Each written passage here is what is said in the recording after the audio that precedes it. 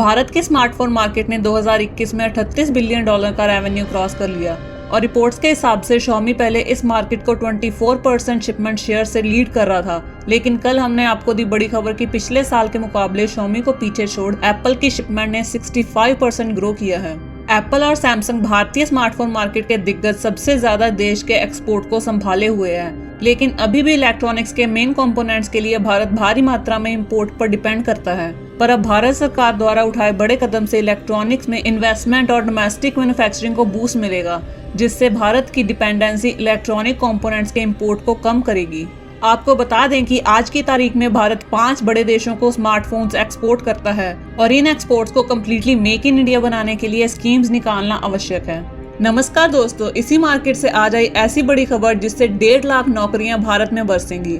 भारत में गवर्नमेंट के अप्रूवल से 34 इलेक्ट्रॉनिक कंपोनेंट्स मैन्युफैक्चरिंग होगी, जिसके लिए सरकार ने भारतीय कंपनियों को 11,187 करोड़ की कीमत के अप्रूवल दिए हैं। इसी के साथ जुड़ी मोबाइल इंडस्ट्री से दूसरी बड़ी खबर कि अमेरिकी कंपनी एप्पल अपने कौन से प्रोडक्ट्स की मैन्युफैक्चरिंग प्लांट भारत में शिफ्ट कर रही है। आगे बढ़ने से पहले चैनल को सब्सक्राइब कर लें ताकि ऐसी बड़ी खबर सबसे पहले आप तक पहुंचे। चीन से अमेरिका और यूरोप के तनाव के चलते एप्पल अपनी बड़ी प्रोडक्शन अब धीरे धीरे भारत में शिफ्ट कर रहा है। भारत में एप्पल के आईफोन मैन्युफैक्चरिंग पार्टनर्स फॉक्सकॉन, विस्टॉन और पैगाटॉन हैं।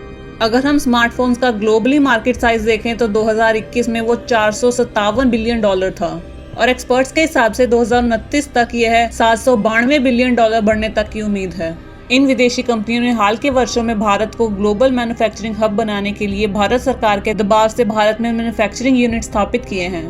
भारत से आईफोन का एक्सपोर्ट भारतीय अर्थव्यवस्था के लिए एक पॉजिटिव डेवलपमेंट है। इससे पता चलता है कि भारत ऊंची कीमतों वाले प्रोडक्ट्स के निर्माण के लिए एक कम्पिटिटिव डेस्टिनेशन बनता जा रहा है। आईफोन के निर्यात से भी भारतीय इलेक्ट्रॉनिक क्षेत्र में रोजगार बढ़ने की संभावना बढ़ जाती है। ईटी की रिपोर्ट्स के हिसाब से एप्पल ने PLI स्कीम्स के तहत दिसंबर 2022 में भारत में रिकॉर्ड ब्रेकिंग एक्सपोर्ट्स कर $1 बिलियन के स्मार्टफोन देश से एक्सपोर्ट किए थे और एप्पल, सैमसंग, Xiaomi को मिलाकर भारत दुनिया के 5 बड़े देश यानी कि अरब, अमेरिका, नीदरलैंड्स, यूके और इटली को स्मार्टफोन्स एक्सपोर्ट करता है। अब आते हैं आज की दूसरी बड़ी खबर पर। आपको बता दें कि भारत सरकार ने 11,187 करोड़ यानी कि $1.4 बिलियन की 34 इलेक्ट्रॉनिक कंपोनेंट्स के निर्माण प्रस्ताव को मंजूरी दी है, जो कि promotion of manufacturing of electronic components यानी कि स्पेक्स की स्कीम के तहत हुई है। और इस स्कीम में 34 कंपनियों को अप्रूवल मिला है, जिसमें टाटा, सैमसंग, सेलकॉम टेक्नोलॉजीज और सहस्त्र सेमीकंडक्टर्स जैसी बड़ी कंपनियों के नाम सामने आ रहे हैं। इस योजना को 1 अप्रैल 2020 को नोटिफाई किया गया था और 30 मार्च 2023 को एप्लीकेशन सबमिट की गई थी। सबमिटेड एप्लीकेशंस की संख्या 120 बताई गई है, जिसमें से 34 एप्लीकेशन को मंजूरी दी गई है और इस योजना के तहत 1.5 लाख नई नौकरियां भारत की जनता को मिलेंगी। इस प्रपोजल के अप्रूवल से Indian electronic industry positive steps ले रही है और इस स्पेशल स्पेक्स स्कीम का उद्देश्य उन कंपनियों को फाइनेंशियल सहायता प्रदान करके इलेक्ट्रॉनिक कंपोनेंट के डोमेस्टिक मैन्युफैक्चरिंग को बढ़ावा देना है, जो भारत में मैन्युफैक्चरिंग यूनिट्स बनती हैं। और यह योजना कुछ शर्तों के अधीन प्रोजेक्ट कॉस्ट की 25% सब्सिडी देगी और साथ ही साथ इससे कैपिटल सब्सिडी और टैक्स में छूट के लिए भी बड़ी हेल्पफुल बताया जा रहा है।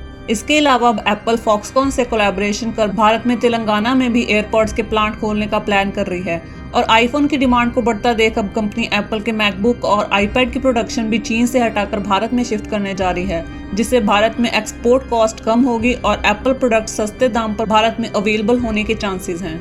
सरकार द्वारा इतनी बड़ी राशि इलेक्ट्रॉनिक सेक्टर में लगाकर विदेशी इन्वेस्टर्स को भारत में खींचने और बड़ी योजनाएं लाने पर आपका क्या विचार है, हमें कमेंट सेक्शन में जरूर बताएं और वीडियो अच्छी लगी हो तो लाइक बटन दबाकर शेयर जरूर कर दें। जय हिंद, धन्यवाद।